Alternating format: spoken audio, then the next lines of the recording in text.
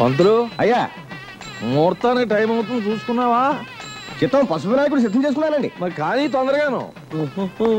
అమ్మో మళ్ళీ తగులుకున్నావేంటే బాబు? అరటి గెలకి లగేజియా? నువ్వెక్కడ దొరికావయ్యా బాబు? అప్పుడేమో కూల్ డ్రింక్స్ లైసెన్స్ అన్నావు, ఇందాకేమో ఎర్ర చొక్క పిత్తడి బిళ్ళ కూలి అన్నావు, ఇప్పుడేమో అరటి గెలకి లగేజ్ అంటావేండి ఆయన? ఆహా, రైల్వే మినిస్టర్ నే షటాప్ నోర్ముయ్ అనే రేంజ్ కి ఎదిగిపోయావన్నమాట. రైల్వే మినిస్టర్ కాదు, రైలు ఇంజిన్ లో బొగ్గేసుకునేవాడిని. నీ గుట్టు బట్ట బయలు చేయడానికే మారువేషంలో తిరుగుతున్నాను రా.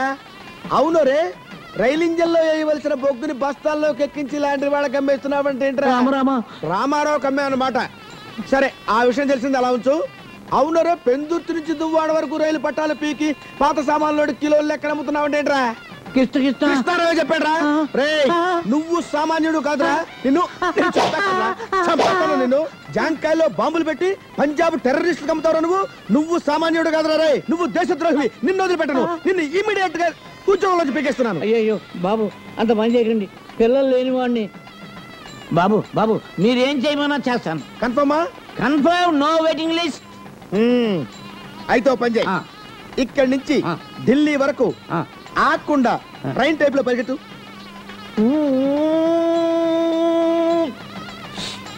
ప్యాసింజర్ కాదు, మేలో మేలో.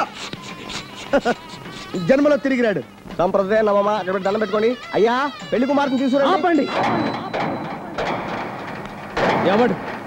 ఎవడరా నా పెళ్ళాన్ని పెళ్లి చేసుకునే సెకండ్ హ్యాండ్ నా కొడుకు? నువ్వు కానీ చిత్తం శ్రీరాఘవం దశరథాత్మ పెళ్లి జరగడానికి వీల్లేదు.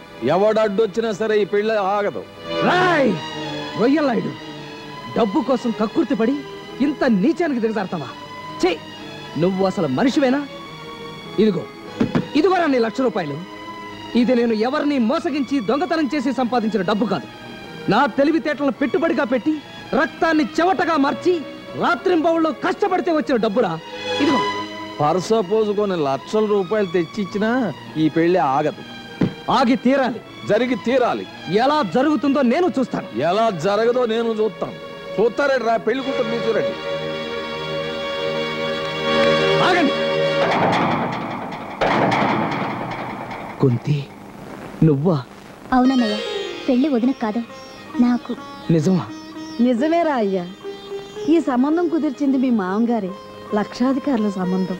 ఖర్చులన్నీ భరించి ఆయనే ఈ పెళ్లి జరిపిస్తున్నారు. తప్పుద్దేటి మరి, నా అల్లుడు అన్నం తినడానికి కూడా ఈ లేనంత పనుల్లో పడిపోయి బిజీ మీద బిజీ అయిపోయాడు. కానీ అల్లుడు ఏళ్ళపొట్టును అన్నం తినకపోతే హెల్త్ దెబ్బ తినేస్తుంది.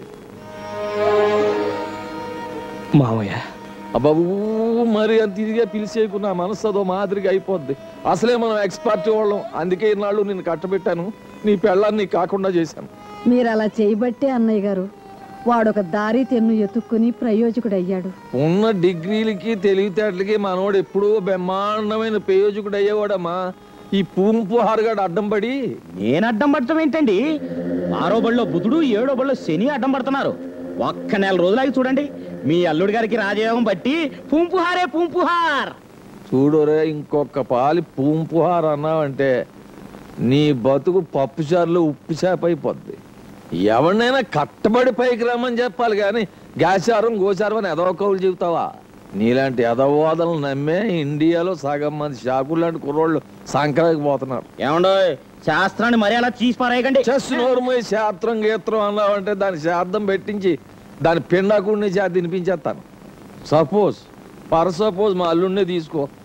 ఆడు ఇంకో నెలల పాటు నీ శిష్యరకం చేస్తే ఈ పాటికి జగదాంబ సెంటర్లో చిలక చూసుకుని చెప్పుకుని పిడత కందిపప్పు తినేవాడు. ఇప్పుడు చూడు, కట్టబడ్డాడు, ఒంటికి పని చెప్పాడు, నెల తిరక్క ముందే లచ్చ సంపాదించాడు. అల్లుడు, ఈ పాలు నీ జాతకం ఆడు ఈడు చెప్పక్కర్లేదు, నేను చెప్తాను. నువ్వు ఇలాగే కంటిన్యూ అయిపో. సంవత్సరం తిరగకుండా కింగ్ కాదు, ఆడ అమ్మ మొగుడు అయిపోతావు. చెప్పావులే నిజం. సపోజ్ ఆ చెయ్యేటి తీసేయి. ఏడప్పుడే శోభనం అయిపోయినట్టు ఫీల్ అయిపోతావు. పట్టావులే పీత, వేసావులే గేలం, చేసావులే శోభనం. వేసానుగా వాయిదా, తెచ్చానుగా 1,00,000. అది నాకు కాదు, నీ చెల్లెలి పెళ్లికి. మరి నా శోభనం ఒక్కటి అడక్కు. గట్టి మేళం, గట్టి మేళం. మాంగళ్యం తంతునానేనా మమ జీవన హేతునా కంఠే బద్నాలు శుభగే త్వంజీవ శరదశతం శతమానం.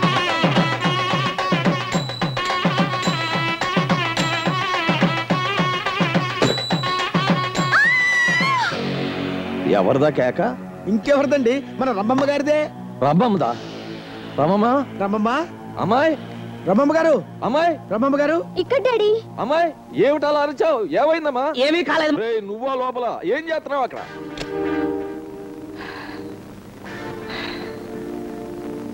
ఒక్కటి అడక్కు. పట్టు పట్టు చెయ్యబట్టు చిన్నదాని చెంగేబట్టు నన్ను నిలుగాచి పెట్టు ఓ పుల్లోడా హాయ్. కట్టు కట్టు చీరే కట్టు ఉంటే చూపు దూరేటట్టు నోరు కాస్త ఊరేటట్టు ఓ బుల్లమ్మ.